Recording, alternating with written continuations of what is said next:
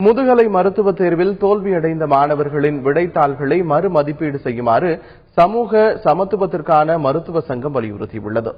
சென்னையில் செய்தியாளர்களிடம் பேசிய அச்சங்கத்தின் பொதுச் செயலாளர் ரவீந்திரநாத், வெள்ளத்தால் பாதிக்கப்பட்ட மக்களுக்கு சேவை செய்ததால் மாணவர்கள் தேர்வுக்கு தயாராக போதிய கால அவகாசம் கிடைக்கவில்லை என்றார். ஜூன் மாதம் நடத்த வேண்டிய தேர்வை ஏப்ரல் மாதமே நடத்தியதும் முதுகலை மாணவர்களின் தோல்விக்கு காரணம் என அவர் குறிப்பிட்டுள்ளார்.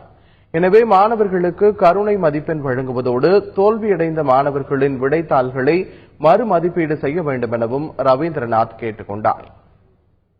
வெள்ளத்தால் மக்கள் பாதிக்கப்பட்ட பொழுது அந்த மக்களுக்கு இரவு பகல் என்று பார்க்காமல் சேவை செய்தவர்கள். நான் சொன்னது நவம்பர், டிசம்பர், ஜனவரி இந்த 3 மாதம் பாத்தீங்கன்னா தொடர்ச்சியா அரசாங்கம் கண்டினியூஸா மெடிக்கல் கேம்ப் போட்டாங்க.